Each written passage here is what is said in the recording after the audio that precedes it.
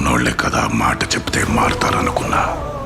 కానీ భయం అంటే ఏంటో తెలియని మృగాలుగా మారిపోయారని అర్థమై ఉంటుంది. మీ కళ్ళ ముందుంటే భగవంతుడికి భూతానికి కూడా భయపడరు. అందుకే ఈ రోజు నుంచి ఆళ్ల లెక్క మీ నుంచి దూరంగా వెళ్ళిపోయి